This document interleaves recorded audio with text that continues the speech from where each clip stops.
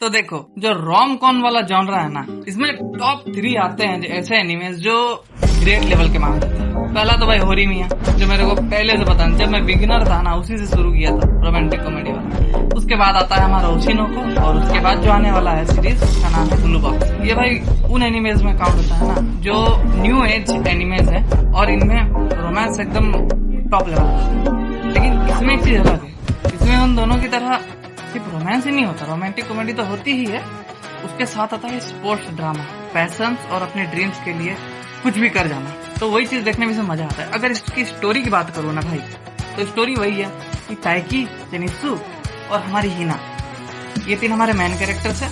ताइकी Zenitsu को पसंद करता है, लेकिन जेनित्सु अपने करियर पे ध्यान देती है, और जो हमारी हिना है वो ताइकी को पसंद करती है, लेकिन उसको कोई बताती नहीं है और जताती नहीं है। तो देखो, हमारा जो ताइकी उसको पसंद करता है जेनित्सु को, और हिना उसको पसंद करती है। ये हो गया एक लव ट्रायंगल। अब यही खत्म नहीं होता, अब यहाँ से और चीज चालू होती है, उसे कहते हैं स्पोर्ट्स ड्रामा।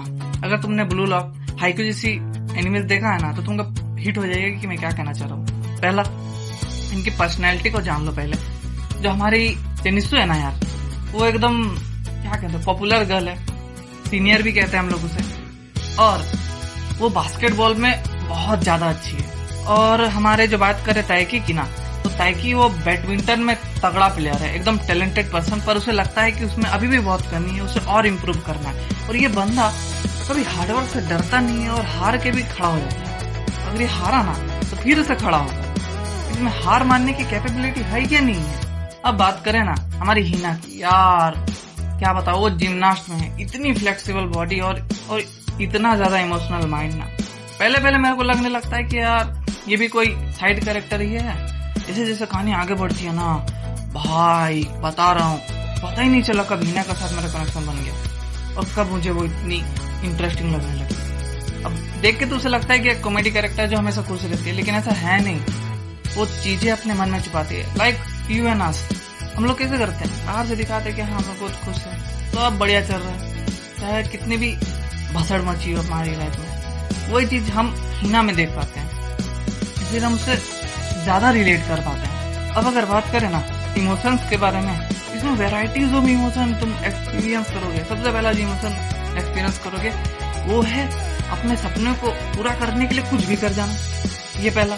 दूसरा, रोमांस कॉमेडी तो है ये है, उसके बाद उस पैशन पर भरोसा रखकर उसे फॉलो कर नहीं पाता लोग, वही चीज से देख के सीखने को मिलती है। अब बात करते हैं ना भाई इसके विजुअल्स की, तो इसके विजुअल काफी ब्यूटीफुल है, but there is a catch कि अगर तुम नोटिस किए होगे ना, तो जब भी हिना और जेनित्सु आती है ना फ्रेम में, वो फ्रेम कितना ब्यूटीफुल हो जाता है, एकदम से एनिमेशन लेवल हाई हो जाता है। पर जैसे ही तुम नोटिस करोगे ऐसे नॉर्मल सीन्स में, नॉर्मल फ्रेम्स में, जहाँ हिना और जेनित्सु ने हमारा ताइक्यू और कियो है, तो जब वो लोग रहता है तो भाई एनिमेशन की क्वालिटी थोड़ी सी ड्रॉप हो जाती, देख के ऐसा लगता है कि हाँ उतना ब्यूटीफुल और स्टनिंग नहीं लगता। लेकिन जैसे हिना और जेनित्सु आती है ना भाई फ्रेम में, उसका लेवल एकदम हाई हो जाता है। अब बात करते हैं बैकग्राउंड म्यूजिक की। पहले तो साउंड इफेक्ट्स की बात करें तो भर के साउंड इफेक्ट्स यूज किए, अच्छा भी लगता है, कभी कभी थोड़ा अनोइंग भी लगता है ना। स्टार्टिंग का इंट्रो और एंडिंग आउटरो है ना भाई, वो बहुत पसंद है मेरे को। लाइक ओशिनोको में भी मेरे को उसका इंट्रो और आउटरो बहुत पसंद था, उसको मैं स्किप नहीं करता था यार। अब लास्ट बात करें मेरा पर्सनली रिएक्शन कैसा है उसको देखने के बाद, इसका जो हिंदी डब है ना भाई, वो 4.5 आउट ऑफ 5 है। इतना ज्यादा, मतलब समझ रहे हो ना, नेटफ्लिक्स ने इसकी डबिंग की, और क्या परफेक्ट डबिंग की है भाई। लगता ही नहीं कि इसको डबिंग किया है, ऐसा लगता है कि वही कैरेक्टर्स, पूरी वॉइस शूट करती है उसको। और जो वेराइटीज ऑफ इमोशन एक्सप्रेस करते हैं भाई, एक टाइम के लिए तो आंसू आ जाता है। हाँ, अगर मैं ओवरऑल पूरे डबिंग को लेकर और पूरे एनिमे की स्टोरी को लेकर अगर दूं ना भाई, तो 4 आउट ऑफ 5 स्टार। तुम मुझे कमेंट्स पर ये बताओ ना, अब गैंट्स नाम का एक न्यू एनिमे जो नेटफ्लिक्स पर अभी रिलीज हुआ है रिसेंटली, सीजन 2 अभी आया है, तो कमेंट्स में बताना क्या मुझे इसे ट्राई करना चाहिए और इसका रिव्यू करूं। Let me know in the comments. Bye.